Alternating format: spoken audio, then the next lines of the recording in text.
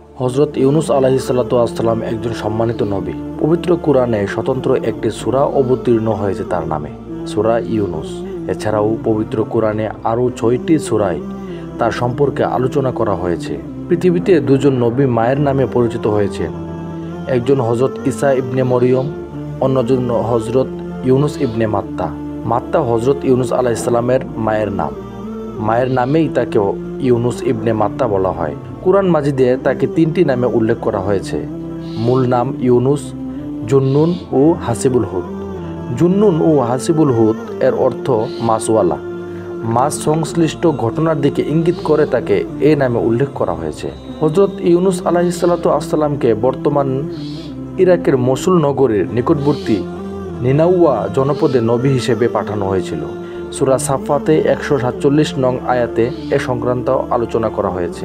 তিনি মসুলবাসীকে আল্লাহর পথে ডাকলেন, হেদায়েতের পথ প্রদর্শন করলেন, ঈমান ও সৎকর্মের প্রতি আহ্বান করলেন, আখিরাতের বিষয়ে সতর্ক করলেন, জাহান্নামের ভীতি প্রদর্শন করলেন, জান্নাতের নাজ নিয়ামতের কথা শোনালেন। কিন্তু সম্প্রদায়ের লোকজন অবাধ্যতা প্রদর্শন করলেন। একদিন দুদিন করে দীর্ঘদিন অতিবাহিত হয়ে গেল।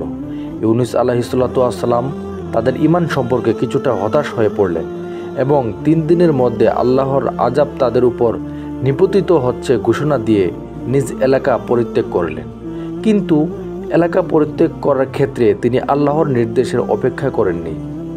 এভাবে আল্লাহর নির্দেশের অপেক্ষা না করা নিজ উদ্যোগে বের হওয়াটা গুনাহ ছিল না, কিন্তু যা আল্লাহর পছন্দ হয়নি। আল্লাহ তার প্রিয় বান্দাদের এমন ছোটোখাটো ত্রুটি বিচ্যুতিতেও বড় ধরপাক করেন। হযরত ইউনুস আলাইহিসসালাতু ওয়াসসালাম এলাকা পরিত্যাগ করার পর লোকজন উপলব্ধি করল যে এবার নিশ্চিত যে আল্লাহর আযাব চলে আসবে। তাই তারা সবাই মিলে আল্লাহর কাছে তওবা করল, লোকালয় ছেড়ে বন বাজারে চলে গেল, গবাদি পশু ও শিশুদের সঙ্গে নিয়ে গেল। সেখানে সবাই কায়মানুবাক্যে আল্লাহর কাছে আশ্রয় ও ক্ষমা প্রার্থনা করল।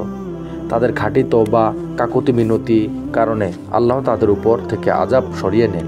এলাকা পরিত্যাগের পর হযরত ইউনুস আলাইহিসসালাতু ওয়াসসালাম ভেবেছিলেন তার সম্প্রদায়ের হয়তো আল্লাহর আযাবে ধ্বংস হয়ে গেছে, কিন্তু কল্পনাও করতে পারেনি যে তারা তওবা করে আল্লাহর প্রতি ঈমান নিয়ে আসবে। ফলে তিনি যখন জানতে পারলেন তারা সবাই ঈমান নিয়ে এসেছে, একদিকে তিনি বিস্মিত হলেন, অন্যদিকে তিনি ভীত হওয়ার কারণ ছিল তিনি তাদের বলেছিলেন 3 দিনের মধ্যে আল্লাহর আযাব আসবে, কিন্তু তাদের দোয়ার কারণে সেই আযাব সরে গেছে। সুতরাং তারা তাকে মিথ্যাবাদী সাব্যস্ত করে হত্যা করতে পারে। তৎকালীন মিথ্যা বলার শাস্তি ছিল হত্যা। এই আশঙ্কায় তিনি স্বদেশে না ফিরে দূর দেশে হিজরতের ইচ্ছা করলেন। এই উদ্দেশ্যে মানুষ বুঝাই একটি নৌকায় চড়ে বসলেন। নৌকা মাঝ নদীতে পৌঁছা মাত্রই প্রচণ্ড বেগে ঝড় তুফান শুরু হলো। বিশাল বিশাল ঢেউয়ের ধাক্কায় নৌকা ডুবে যাওয়ার উপক্রম হলো। অবস্থা বেগতিক দেখে মাঝিরা বলল, এখানে মালিকের অবাধ্যতা করে কেউ নৌকায় আরোহণ করেছে।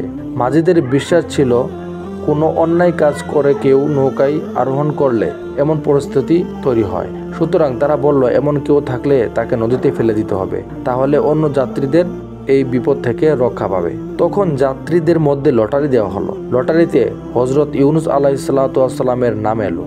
3 বার লটারি হলো, প্রতিবার তার নামেই বেরিয়ে এলো। হযরত ইউনুস আলাইহিসসালাম নদীতে ঝাঁপিয়ে পড়লেন। ইতিমধ্যে একটি বিশাল দেহী মাছ এসে হযরত ইউনুসকে গিলে ফেলে। এই মাছের প্রতি আল্লাহর নির্দেশ ছিল হযরত ইউনুস আলাইহিসসালাতু ওয়াসসালাম এর অস্থিমজ্জার যেন কোনো ক্ষতি না হয়। সে তার খাদ্য নয়, তার উদর কিছু দিনের জন্য তার বন্দিখানা মাত্র।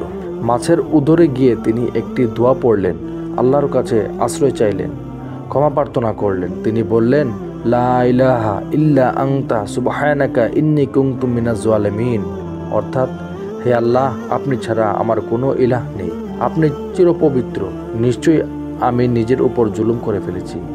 এই দোয়ার বরকতে মাছের পেট থেকে আল্লাহ তাকে মুক্তি দেন, নতুবা মাছের পেটেই তার সমাধি হতো। আল্লাহ তাআলা বলেন, যদি ইউনুস আল্লাহর তসবিহ পাঠ না করতেন তবে তাকে কিয়ামতের দিবস পর্যন্ত মাছের উদরে থাকতে হতো। সূরা সাফফাত 143 থেকে 144 আয়াত। কিছুদিন পর মাছ হযরত ইউনূস আলাইহিস সালামকে নদীর তীরে অধিগ্রহণ করে দিল। আল্লাহ তাআলা সেখানে তার শারীরিক সুস্থতার জন্য লতাবিশিষ্ট বৃক্ষ উদ্গত করে দেন। আল্লাহ তাআলা বলেন, অতঃপর আমি তাকে এক বিস্তীর্ণ বিজন প্রান্তরে নিক্ষেপ করলাম। তখন তিনি ছিলেন রুগ্ন। আমি তার জন্য এক লতাবিশিষ্ট বৃক্ষ উদ্গত করলাম। সূরা সাফফাত 145 থেকে 146 আয়াত। হযরত ইউনূস আলাইহিস সালাতু ওয়াস সালাম এর ঘটনা থেকে আমাদের শিক্ষণীয় বিষয় হলো, যে কোনো বিপদে আপদে আল্লাহর দিকে মনোনিবেশ করা এবং তার আশ্রয় কামনা করা। হাদিস শরীফে আছে, যে কোনো উদ্দেশ্য হাসিলের নিয়তে যদি কেউ লা ইলাহা ইল্লা আনতা সুবহানাকা ইন্নী কুনতু মিনাজ জালিমিন দোয়াটি পড়ে, তবে আল্লাহ তার উদ্দেশ্য পূরণ করে দেন।